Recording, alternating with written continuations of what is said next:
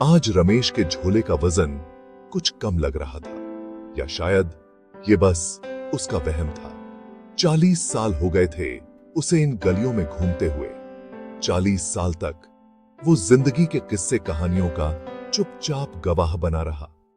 40 साल तक वो लोगों तक खुशियां, गम, उम्मीदें और कभी कभी तो दिल टूटने का भी सामान पहुंचाता रहा।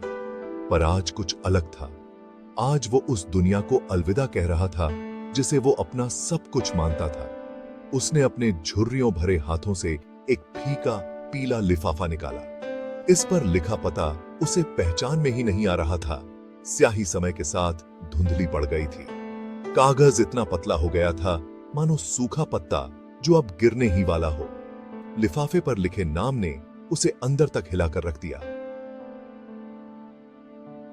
अंजलि शर्मा। ये नाम तो मानो सदियों पहले कहीं खो गया था। सालों से उसने इस नाम के बारे में सोचा भी नहीं था, पर वो आज भी अंजलि को साफ देख सकता था। नीली ड्रेस में एक खूबसूरत सी लड़की।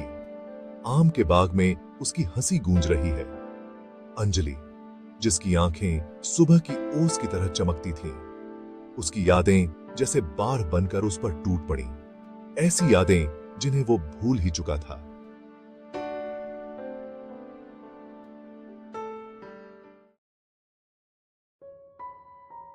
पोस्ट ऑफिस में सन्नाटा पसरा था।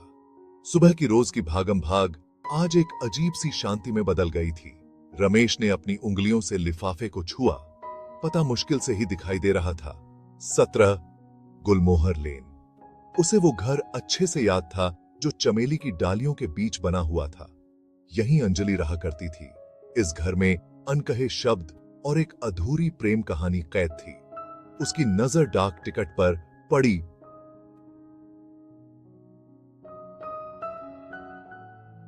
जून 12, 1984। 20 साल से यह खत कहीं धूल खा रहा था। अपना वादा निभाए बिना ही कहीं खो गया था। उसे अपनी गलती का एहसास हुआ। वो अपनी ड्यूटी पूरी नहीं कर पाया था। एक ऐसा संदेश नहीं दे पाया था जो शायद 2 लोगों की जिंदगी बदल सकता था। उसे वो दिन याद आया जब यह खत उसे मिला था। एक जवान लड़का जो अभी किशोरावस्था से बाहर ही निकला था। उसने बेसब्री से यह खत उसे दिया था। उसकी आंखों में इस खत को सही सलामत पहुंचाने की मिन्नत थी। राहुल उसका नाम था। राहुल, जो अपने दिल की बात जुबान पर लाने से नहीं डरता था। जो अंजलि के लिए शायरी लिखता था, जिसके हर शब्द में उसका प्यार साफ झलकता था। एक गहरी सांस लेते हुए रमेश ने कहावत को ध्यान से अपने झोले में रखा। वो इसे फिर से भुलाना नहीं चाहता था। आज अपने आखिरी दिन वो अपनी इस गलती को सुधारेगा, चाहे वो कितनी ही छोटी क्यों ना हो। वो ये खत पहुंचा कर रहेगा, एक खोए हुए प्यार और शायद एक नई उम्मीद की निशानी। जैसे ही वो अपने रास्ते पर चला, उसे हर चीज पहले से अलग दिखाई देने लगी।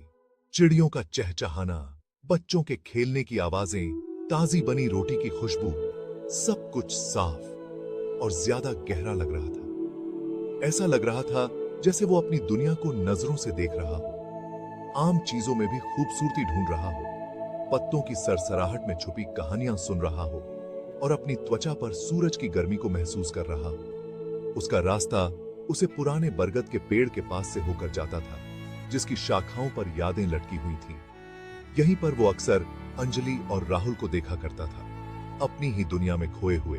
उनका प्यार इस पेड़ की छांव तले एक खामोश धुन की तरह गूंजता रहता था।